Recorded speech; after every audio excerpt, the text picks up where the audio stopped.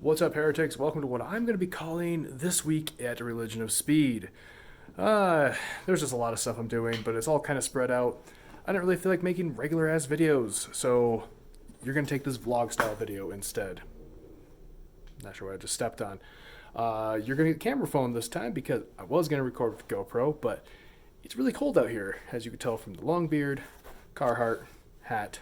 GoPro batteries just really hate cold, so I have them charging right now, so maybe we'll switch back to the GoPro eventually. But this is not actually the start of my day. The start of my day started a lot earlier today, where it was even colder outside, and then I wasn't really having it. Cut to that footage. It's cold out. I don't like it. I don't like having to work in the cold. My hands hurt. It sucks. Luckily, I have butt warmers. So after complaining about the cold, I ended up going to the junkyard, and we managed to find an alternator for Iggy. Although that wasn't exactly easy. Alright, 96 Corolla. This should have a 7 AFE in it. It looked pretty smashed in the front though. Let's see if it got to the alternator. Oh yeah, this definitely got to the alternator. Yeah, I don't know if you can see down in there, but that thing is smushed. So, gotta try again. Although, oh, this is actually a 4 AFE. It's not even a 7 AFE. Never mind, I don't even want this. Try again. But here's a quick tip for all y'all. If you ever need a part for an old car and you're not sure what cars this part came on, Rock Auto actually does a really good job of cross-referencing parts. So you can just go to rockauto.com for this one, type in 1990 Corolla, click on the alternator part number, and it'll say, hey, look, Celicas. Well, that's convenient because... Alright, the Corollas have all been a bust here, but luckily we have the Celica, which according to Rock Auto has the same alternator. And luckily somebody's already pretty much removed it for us. So all I have to do is now find a hood prop for this thing because I don't know where the hood prop is for this, and I will get this alternator out of here. Alright, alternator is out. Look at that. That was easy. Same connector, same style, Bosch style. Should be good to go. As you can see also, this is a reman.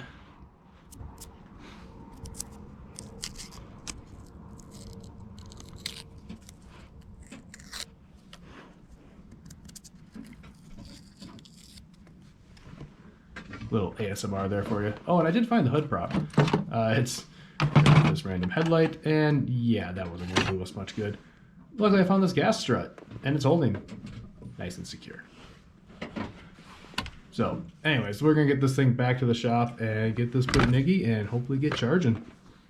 The other goal for today was to get a heater installed in this garage. I like this garage. It's really nice. You know, it's a nice workspace. We've actually spent some time today. Sorry for the shaky cam. My hands are cold. Anyways, spent some time today kind of organizing a little bit more, cleaning up a little bit. It was a little dusty in here. Cut to that footage.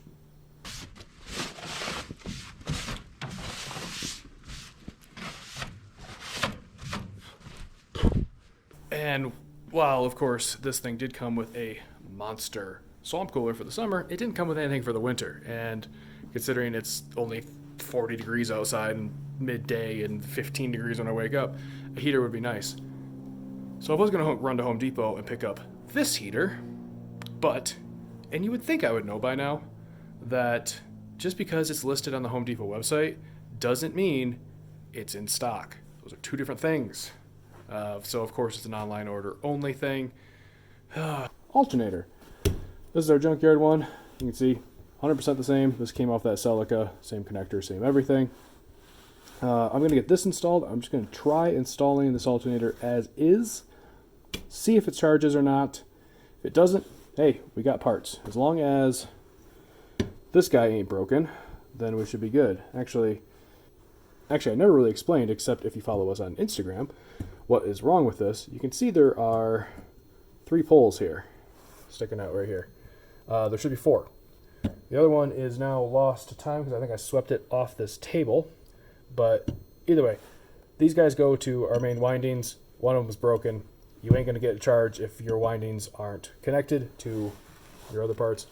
I don't remember what this is called, if I'm being honest with you. Coil, brushes, of course. I'll think of it later.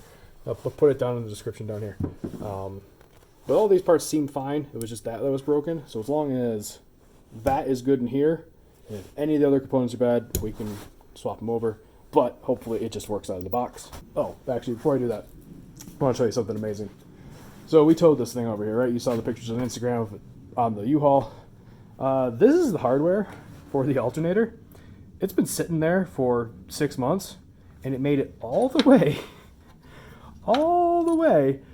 from, I mean, other side of Denver pretty much to where we are now, on the back of a fucking bouncy ass trailer. I'm shocked, but anyways, alternator on. Huh. Well, that's not right. All right. Well, I lied. It seems that there is a bit of a difference here. First of all, our offset here, you can see from this seam to here, and from that seam to there. Of course, this is way further back. And if we flip the bad boy on its back, you can see our tabs are opposite of each other. Looking at it, I was like, well, this is clearly right. Offset tab. But I was wrong. So, what are our options here? It appears as though I may just have to return this and try again, which is going to suck. But there's another option, and that is to take the front half of this case and put it on here. Will that work? I don't know. Is it worth finding out? Sure. Do I have a socket big enough to take that off? Maybe. Flashback. Well, what do we have here? This looks like a Corolla gambler car. Big ol' Home Depot snorkel, stickers, love the number sticker, stock interior. Yeah, this thing looks like it was put through the ringer all right. Bunch of parts in the back. I don't even know if those are for this car. 2000 Corolla. What do we got here? Is this for this? I can't even tell. Who knows? That's a boost pipe. That's for something else.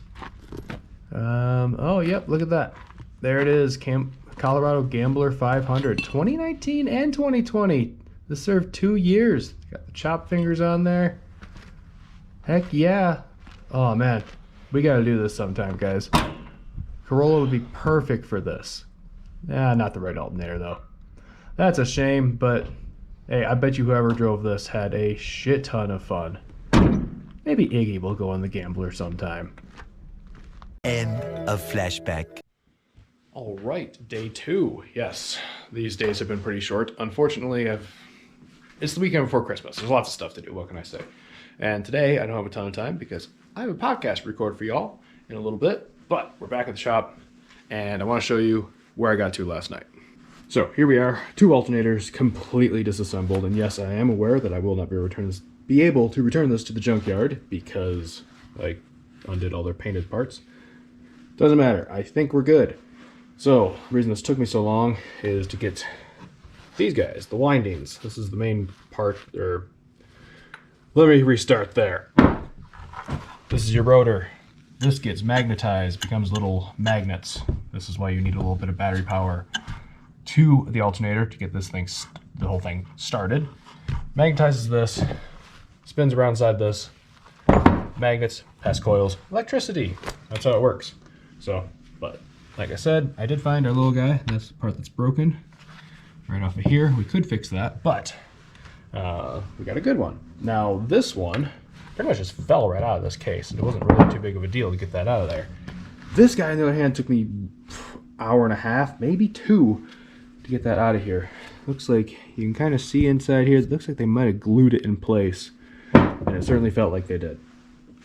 So this is an interesting experiment as well because these are both the same alternator, but they're both rebuilt units from clearly different places, and the quality is considerably different.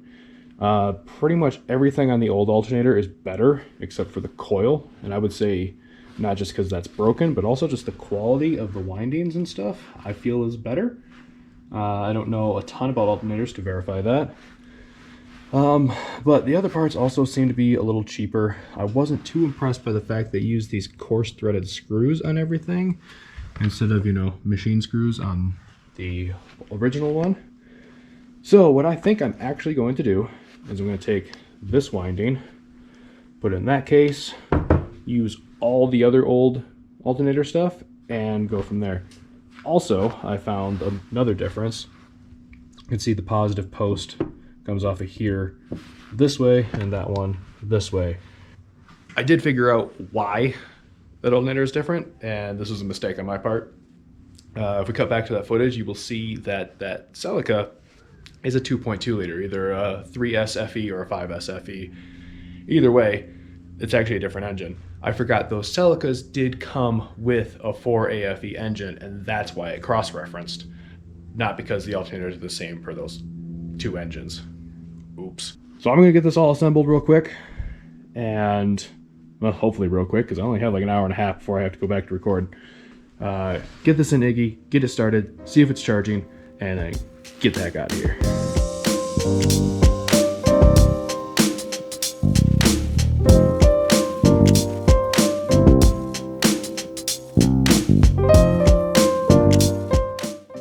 Hey, what are you doing? Still need to figure out who you belong to, huh? No, you can't go that way. Hey, no. Okay, bye. You know, you are quite the brave cat there. Can't quite make that jump, can you?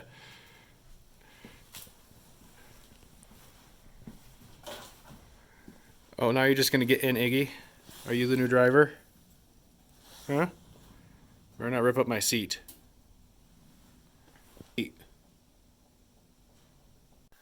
Alright, now in theory, the battery is charged. We have dinging.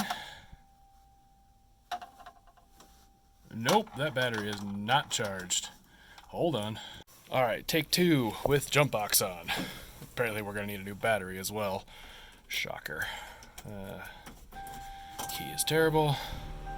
Fans are on.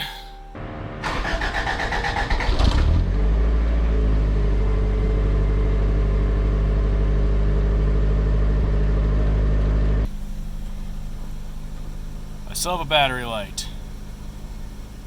Well, shit. Well, that is disappointing. Swapped out the coil and swapped out the brushes. Still got nothing. Still no charging. Which is really weird. I kind of wonder if I damaged that winding in getting it out of that old case, because, man, that was hard to get out of there. So, I don't know, maybe I damaged that. It's the only part we replaced, the only part that was broken. So, we do have one more option. We can try to fix this little guy. Get that maybe soldered back onto there. We need a pretty heavy duty connection that's not going to break.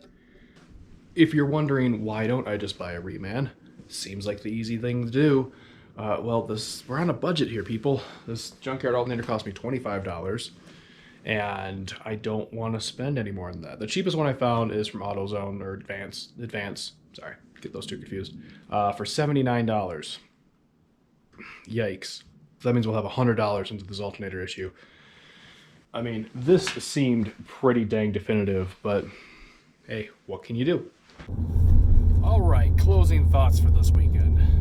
I guess this is how I'm gonna end this video. I don't know. I realized I didn't come up with an ending before I left, so you're getting the car ride, which also means you're getting the boosty noises. So of course, quite disappointed with this weekend as far as working on the car. Other things this weekend have gone pretty well, and I get to record a podcast here in half an hour, so, you know, that's cool. But progress on Iggy. Oof. All right, well, heretics, that's gonna do it for today. Hope you enjoyed this weird vlog, short style video. I like doing these just because, you know, it's easier. So this is what you're gonna get. It's either this or nothing. It's Nerf or nothing. Peace out, heretics.